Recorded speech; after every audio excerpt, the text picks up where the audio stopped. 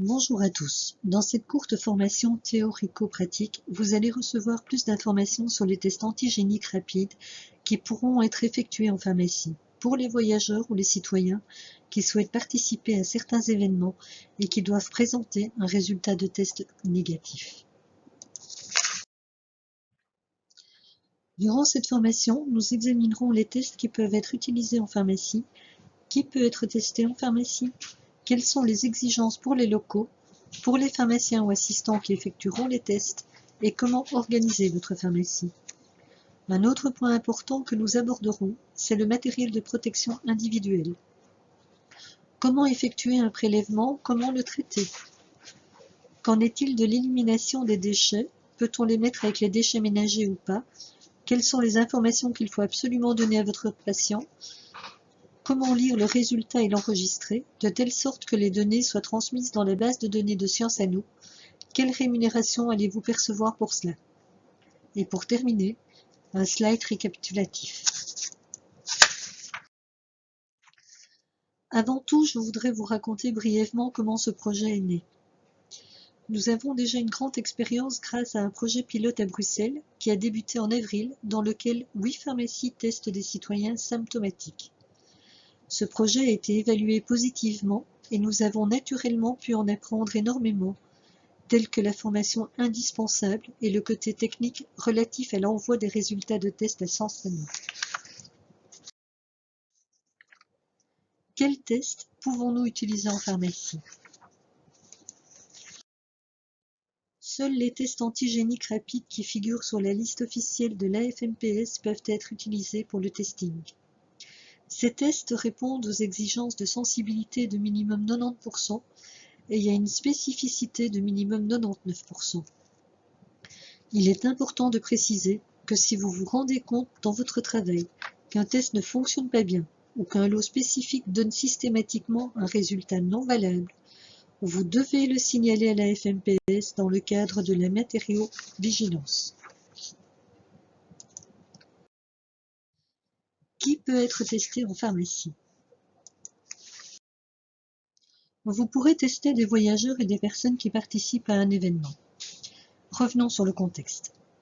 Jusqu'au 1er juillet 2021, les citoyens doivent toujours vérifier les exigences du pays de destination via les sites web tels que Europe Reopen ou diplomatie.belgium. Aujourd'hui, les destinations de voyage demandent principalement la preuve d'un test négatif, malgré que le citoyen soit vacciné ou guéri d'une infection récente. À partir du 1er juillet, cela change et il y aura un certificat qui permettra aux voyageurs de voyager librement au sein de l'Europe. Ce certificat sera consultable via l'application CovidSafe. On peut obtenir ce certificat pour 3 raisons. Être entièrement vacciné, guéri d'une infection récente 11 jours après un test positif jusqu'à maximum 180 jours.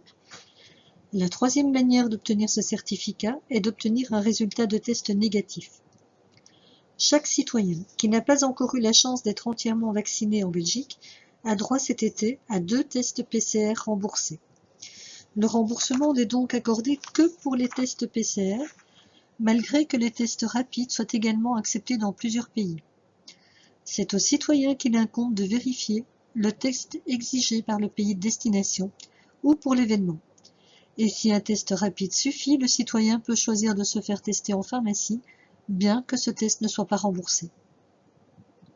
À partir du 12 juillet, vous pourrez effectuer ce genre de test rapide chez les voyageurs asymptomatiques ou les participants à des événements après cette formation théorique et après avoir suivi une petite formation pratique durant laquelle vous vous exercerez à la prise d'échantillons sous la supervision du médecin, et ce, pour autant que les exigences relatives au local soient respectées.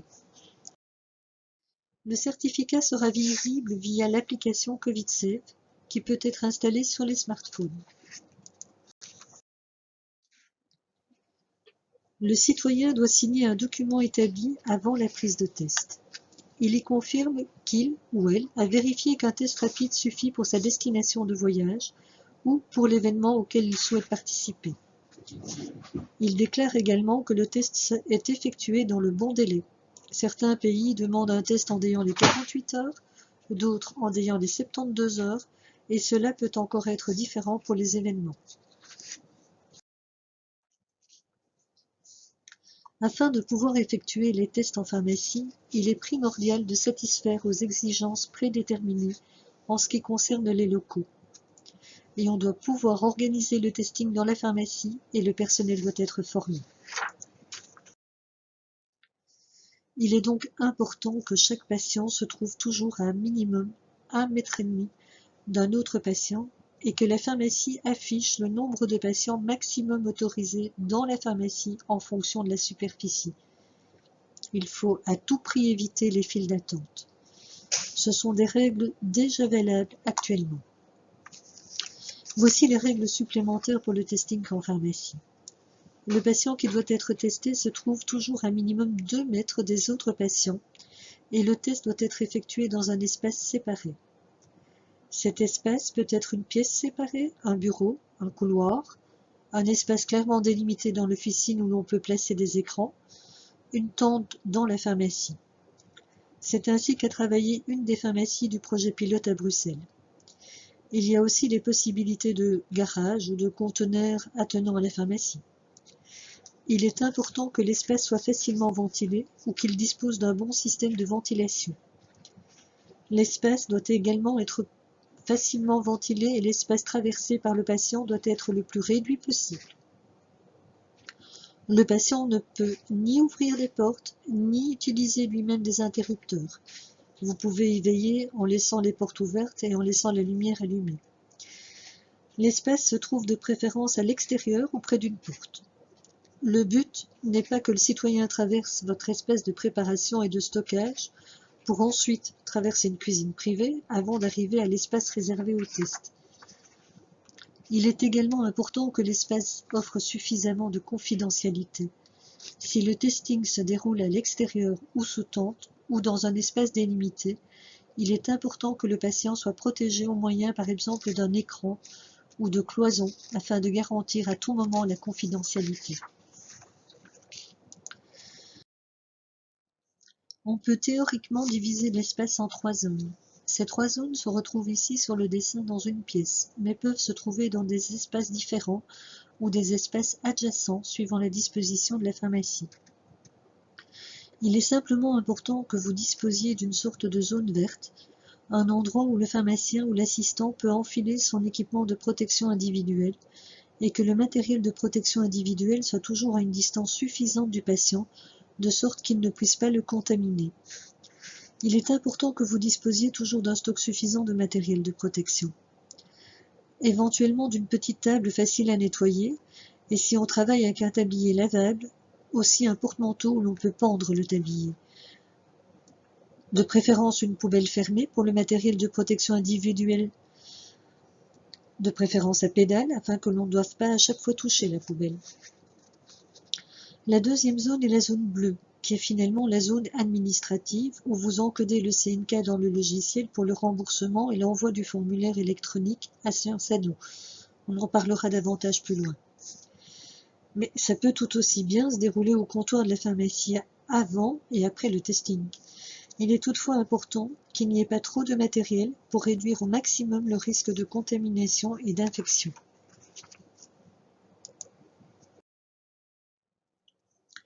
La troisième zone est celle que nous pouvons théoriquement désigner comme la zone rouge.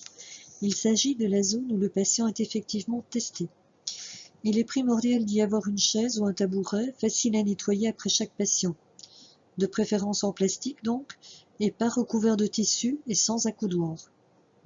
Éventuellement aussi une petite table pour le matériel de test, à nouveau facile à nettoyer. Il est également important de toujours avoir un stock suffisant de matériel de test et éventuellement d'abaisse-langue en bois pour les écouvillons peu profonds dans le nez et en combinaison dans la gorge si la prise d'échantillons nasopharyngés profonde n'est plus possible. De plus, il est aussi utile d'avoir une poubelle toute proche, à nouveau, à pédale, afin que l'on ne soit pas obligé de l'ouvrir à chaque fois manuellement. Il faut également prévoir une horloge ou un chronomètre afin de respecter le timing pour la lecture du résultat du test. Il s'agit le plus souvent de 15 à 30 minutes. Il est aussi utile de prévoir une boîte de mouchoirs pour que le patient puisse se moucher avant la prise de l'échantillon. De plus, il est utile d'imprimer les fiches concernant les conseils d'hygiène de Sciences Anneau, éventuellement de les plastifier afin qu'elles soient facilement nettoyées. Éventuellement aussi les dépliants pour les patients et du papier pour y noter les personnes de contact si le test est positif et en préparation du contact tracing. Et bien sûr de l'alcool désinfectant pour d'eau désinfecter après chaque patient.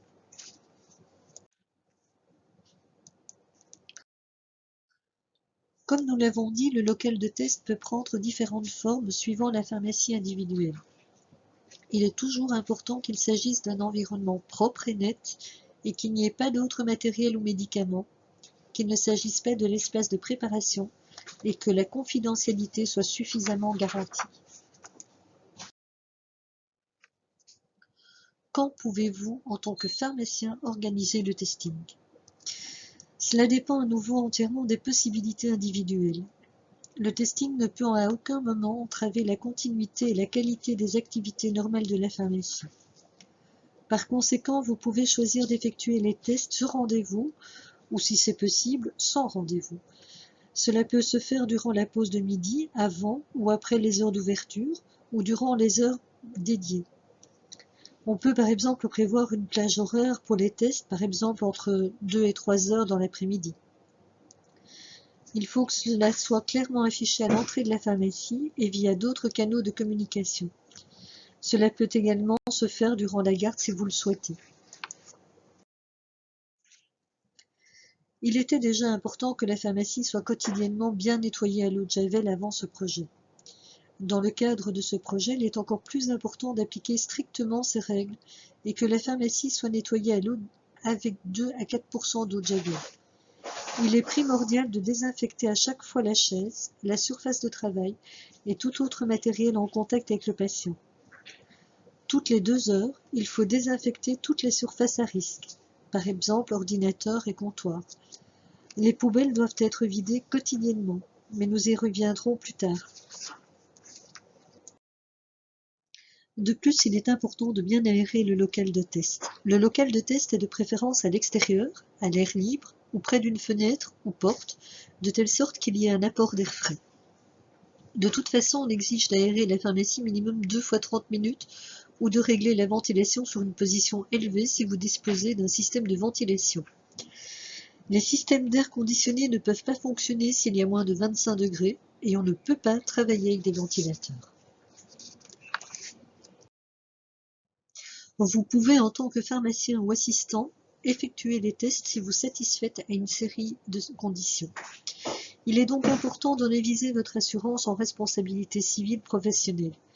Le testing se déroulera dans le cadre juridique prévu. Il est important de voir qui dans le personnel veut et peut effectuer les tests et de bien vous organiser. Il est clair que personne ne peut ou doit être obligé de réaliser les tests. On conseille éventuellement de travailler avec un horaire bien défini. Les assistants effectuent les tests sous la supervision et la responsabilité du pharmacien, comme pour les autres tâches effectuées dans la pharmacie, telles que les préparations ou la délivrance de médicaments. L'exigence la plus importante est le suivi de la formation. Après avoir suivi une formation pratique, vous recevrez également un certificat.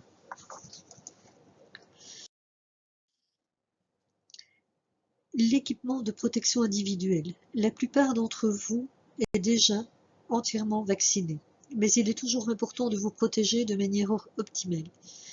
De même que les autres patients et votre situation privée, lors du prélèvement de tests chez les citoyens. Tout comme on l'a déjà dit dans la division du local, il est important de toujours avoir une quantité suffisante d'équipements de protection individuelle à disposition et qu'ils soient stockés à distance de l'endroit où l'on effectue les tests. Avant toute chose, vous devez mettre des gants. Ces gants doivent être changés entre chaque patient. Il n'est pas conseillé de mettre 2 paires de gants l'une sur l'autre. Une paire de gants suffit suivant les directives. D'autre part, il est indispensable de revêtir un tablier à longue manche avec fermeture à l'arrière. Vous pouvez choisir d'utiliser des tabliers jetables ou réutilisables. Les tabliers réutilisables ne peuvent être utilisés que pendant maximum 3 jours. Le tablier doit toujours être immédiatement changé s'il y a des souillures visibles après un patient positif ou si le patient a toussé sur le tablier. Il faut le laver à un minimum de 60 degrés. En toute logique, il faut porter un masque pour la bouche et le nez. L'exigence minimale consiste en un masque chirurgical de type 2. Si celui-ci n'est pas suffisamment ajusté sur la bouche, le nez et le menton, il est alors indispensable d'utiliser un masque FFP2. Il est important de ne pas utiliser le masque plus de 8 heures et d'utiliser un autre masque pour les autres tâches de la pharmacie. Comme toujours, il est important de ne pas toucher l'avant du masque et de le remplacer en cas de souillure visible. Il est également important de porter une protection pour les yeux. Ce peut être des lunettes de protection ou un masque facial. De plus, n'oublions pas le gel hydroalcoolique ou de l'eau et du savon pour se laver et se désinfecter les mains.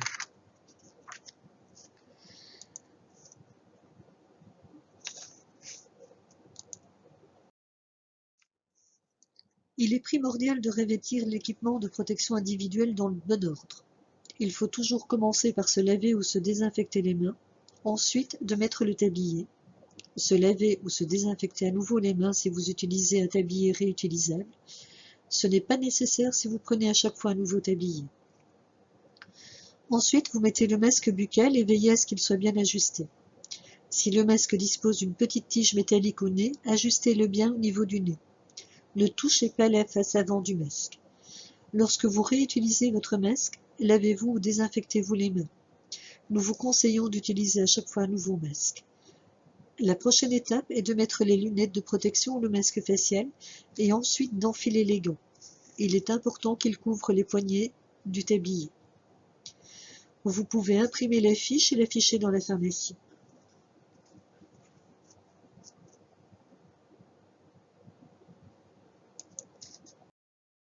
Dans la vidéo, vous allez pouvoir voir le lavage correct des mains. Vous pouvez télécharger la fiche sur le lavage correct des mains et l'imprimer via ce lien. La vidéo vous montre la désinfection correcte des mains. Vous pouvez donc choisir si vous souhaitez à chaque fois vous laver les mains avec de l'eau et du savon ou vous désinfecter avec une solution hydroalcoolique. Via le lien, vous pouvez à nouveau télécharger la fiche sur la désinfection correcte des mains et l'imprimer. Lorsque vous avez effectué le test, il est aussi important d'ôter l'équipement de protection individuelle de la bonne manière et dans le bon ordre. Il faut d'abord retirer les gants et les jeter dans la poubelle. On retire les gants à l'envers de manière à ce qu'il y ait le moins de contact possible entre la peau et le côté extérieur potentiellement souillé. Ensuite, vous enlevez le deuxième gant en le roulant en boule avec le premier. Après cette opération, il est important de se laver ou de se désinfecter les mains. Via les liens, vous pouvez regarder une vidéo ou télécharger les affiches.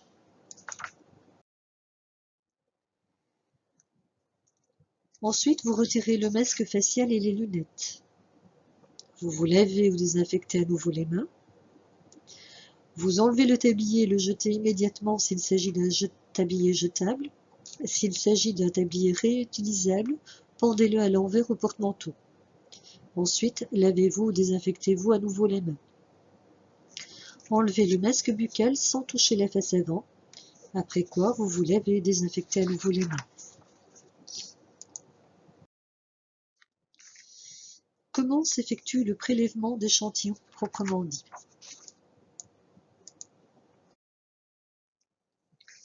Le prélèvement effectif fera l'objet d'exercices sous la supervision d'un médecin lors de la formation pratique. Mais voici déjà les étapes théoriques.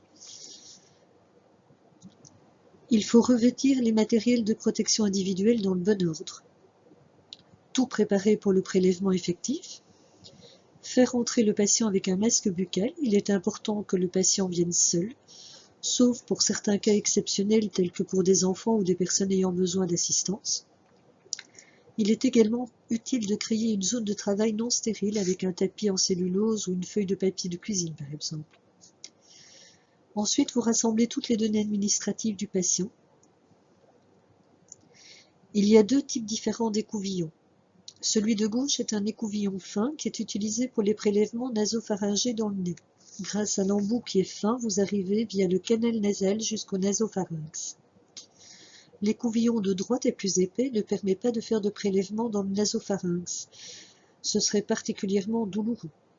Cet écouvillon est utilisé pour les autotests où le prélèvement dans le nez n'est pas profond, ou lors d'autotests lorsque le prélèvement nasopharyngé n'est pas possible, par exemple chez des enfants ou chez des patients présentant des problèmes de cloison. Dans ces cas-là, on effectuera un prélèvement combiné dans la gorge avec un prélèvement peu profond dans les deux narines, ou en cas de pénurie généralisée. On va privilégier absolument le prélèvement avec l'écouvillon fin avant le prélèvement combiné peu profond. Lors de prélèvements profonds ou de prélèvements nasopharyngés, la première étape est toujours de demander au patient de se moucher. Gardez toujours des mouchoirs en papier sous la main et laissez votre patient le jeter lui-même dans la poubelle. Lors de ce prélèvement, il n'est pas nécessaire de retirer entièrement le masque buccal. Le patient peut le garder et le mettre sous le nez de manière à ce que la bouche reste couverte, mais que vous puissiez effectuer le prélèvement nasal. Avant de commencer, il est important d'informer le patient. Signalez-lui que ce sera un peu désagréable, mais que ce sera rapidement terminé, et qu'il est important qu'il continue à respirer et ne retire pas la tête. Pour effectuer le prélèvement, vous tenez l'écouvillon comme un stylo et penchez la tête du patient légèrement en arrière. Ensuite, vous insérez l'écouvillon et suivez l'axe de la partie inférieure de la narine. Ne remontez pas l'écouvillon vers le haut, car c'est particulièrement douloureux. Orientez-le vers le bas. Vous introduisez l'écouvillon jusqu'à ce que vous sentiez une résistance, profondément dans la narine jusqu'au nasopharynx, soit à peu près 8 cm. Généralement, il y a une marque sur l'écouvillon indiquant jusqu'où vous pouvez l'introduire. Lorsque vous êtes dans le nasopharynx, il est important de tourner l'écouvillon 3 fois sur lui-même. En cas de résistance, il est préférable de réessayer dans l'autre narine ou de diriger l'écouvillon à gauche ou à droite, mais jamais vers le haut, c'est très douloureux. Vous retirez ensuite l'écouvillon et le patient peut remettre son masque buccal.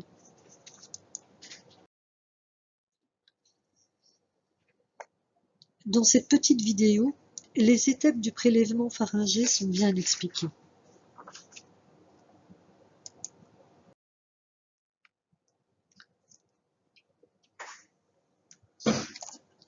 Lors d'un prélèvement nasopharyngé, il est donc important de bien garder la bonne direction et d'aller suffisamment profondément. À gauche, vous pouvez voir un prélèvement fautif orienté vers le haut, ce qui est très douloureux pour le patient. À droite, vous voyez un prélèvement qui n'est pas assez profond. Il est vraiment important d'aller jusque dans le nasopharynx. Cela peut amener des résultats erronés. Chez les enfants, il peut être utile de maintenir la tête de l'enfant ou de mettre l'enfant sur les genoux du parent et de le distraire. Tout comme on l'a déjà dit, on préférera le prélèvement nasopharyngé profond, mais lorsque ce n'est pas possible, l'alternative est le prélèvement superficiel combiné. Commencez par le prélèvement dans la gorge et ensuite faites le prélèvement peu profond dans le nez. Prenez un abaisse-langue en bois et l'écouvillon. Tenez l'écouvillon comme un stylo. Demandez au patient de dire « Ah » et prévenez que le prélèvement peut provoquer un haut le cœur réflexe. Penchez légèrement la tête du patient en arrière. Demandez au patient de prendre une grande inspiration. Poussez bien sa langue vers le bas avec l'abaisse-langue. Placez l'écouvillon contre la paroi arrière de la gorge et tournez l'écouvillon 2 à 3 fois contre la paroi dorsale du pharynx, à gauche et à droite. Ne touchez pas d'autres parties telles que les lèvres, la langue, la mâchoire ou les dents. Faites-le en douceur mais de manière ciblée et rapide. Si ça ne réussit pas au premier essai car le patient a eu un haut cœur réflexe, il est préférable de faire le prélèvement en 2 fois. Placez d'abord l'écouvillon contre la paroi arrière de la gorge à gauche et tournez l'écouvillon 2 à 3 fois contre la paroi dorsale du pharynx. Laissez le patient avaler, reprendre une inspiration et dire « Ah ». Et ensuite, répétez l'opération à droite. Après le prélèvement, jetez l'abaisse-langue directement dans la poubelle ou déposez-le dans la zone sale. Ne déposez pas l'écouvillon et continuez le prélèvement dans le nez. Le patient peut éventuellement remettre son masque et couvrir la bouche, mais laissez le nez libre. Le frottis nasal superficiel est identique au prélèvement nasopharyngé, mais moins profond, avec des écouvillons plus épais. On reste superficiel. Faites-le dans les 2 narines.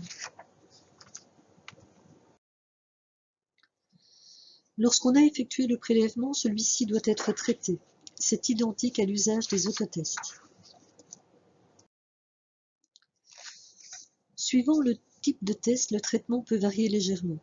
Cette représentation-ci est celle du test de Abbott.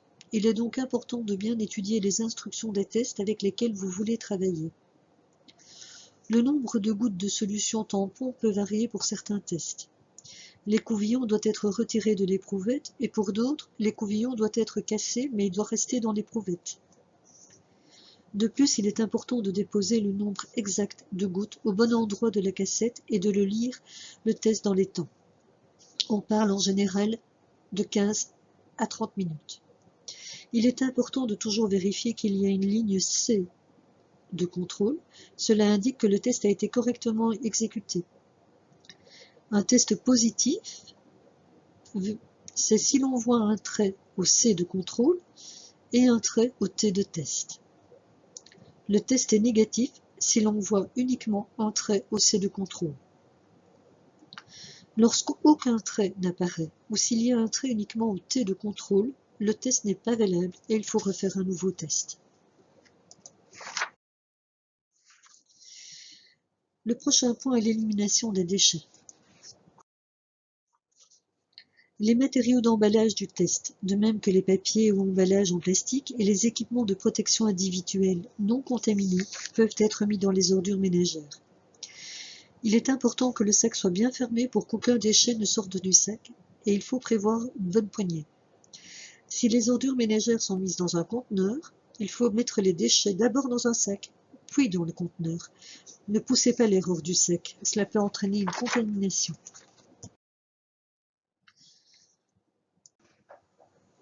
Les matériaux contaminés tels que les cassettes de test, les écouvillons et les mouchoirs en tissu doivent être gardés minimum 72 heures en quarantaine avant de les mettre avec les déchets ménagers. Si vous n'avez pas d'espace ou pas la possibilité d'organiser cette quarantaine de 72 heures, vous pouvez également rassembler le matériel dans les conteneurs jaunes RMA. Il est important de donner aux patients toutes les informations concernant le test et le résultat. Si le test est positif, cela veut dire que le citoyen ne recevra pas de certificat du test, qu'il ne pourra pas aller en voyage ou participer à un événement. Le contact tracing sera lancé automatiquement et ils contacteront le citoyen. Il est important que la personne réfléchisse bien au contact qu'il ou elle a eu et qu'elle les note en préparation. Les contacts proches tels que la famille doivent également être en quarantaine. Le patient lui-même doit s'isoler pendant 10 jours. Il est important que le patient contacte son médecin si des symptômes apparaissent. Lorsque le test est négatif, le citoyen reçoit automatiquement un certificat.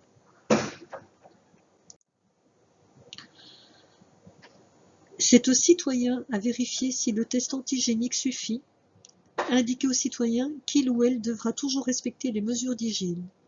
Si le citoyen devait présenter des symptômes, il est important qu'il prenne contact avec son médecin traitant.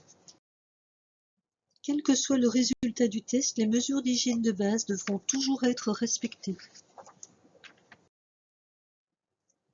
Avec ce slide, on va vous montrer la différence qu'il y a entre isolement et quarantaine. Un citoyen doit s'isoler en cas de test positif. Un citoyen doit se mettre en quarantaine en attendant le résultat du test ou après un contact à risque. Il est donc logique que les règles de l'isolement soient plus strictes que celles de la quarantaine.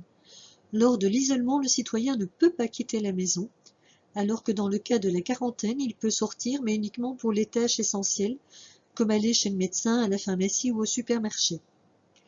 Dans les 2 cas, il est important de ne pas recevoir de visite et de bien nettoyer et aérer la maison. Une personne en isolement doit rester au minimum 10 jours à la maison lorsque le patient n'est pas exempt de fièvre pendant 3 jours ou qu'il a encore des symptômes respiratoires. Il faut contacter le médecin afin d'évaluer si le patient peut sortir de l'isolement. Conseillez toujours de contacter le médecin en cas d'aggravation des symptômes ou si de nouveaux symptômes apparaissent. Si le patient a besoin d'un certificat d'incapacité de travail, il faut également contacter le médecin. Lecture du résultat du test. Après 15 à 30 minutes, on peut lire le résultat du test.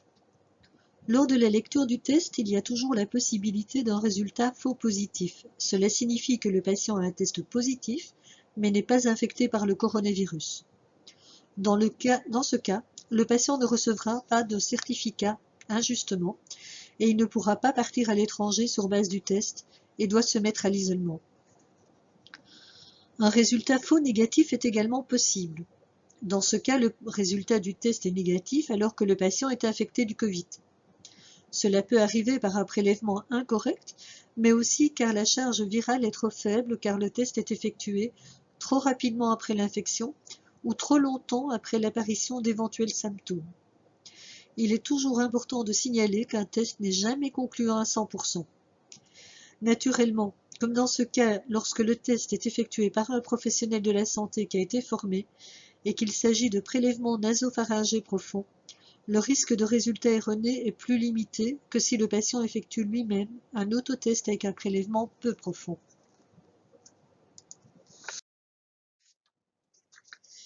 L'enregistrement du résultat est une étape essentielle.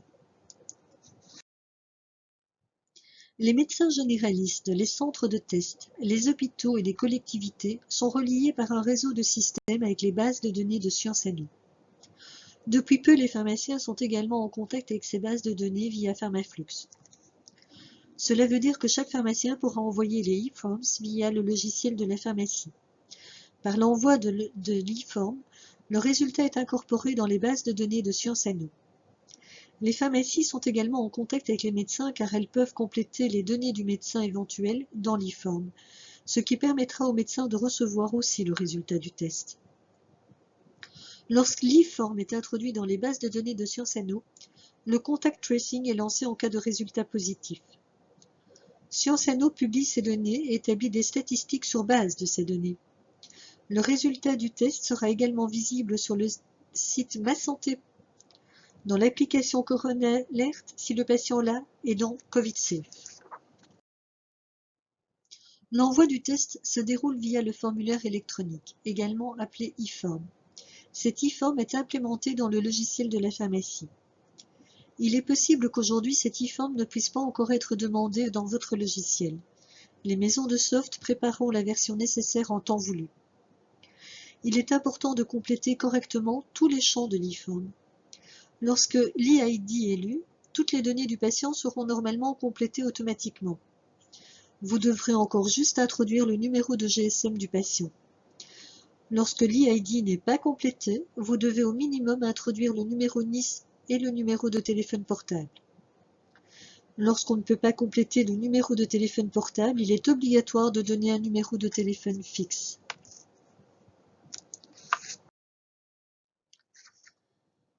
Il est aussi important d'indiquer si le patient travaille dans le secteur de la santé. De plus, vous pouvez également indiquer 2 personnes de contact.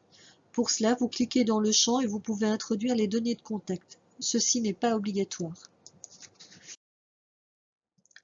Le lieu du prélèvement du test est pré-rempli et c'est toujours sur place. La date de contact est automatiquement lors de l'ouverture de l'e-form, mais peut être modifiée si vous le souhaitez. Dans le champ demandant quand les symptômes ont-ils commencé, vous voyez que la date du 1er janvier 1990 est automatiquement complétée.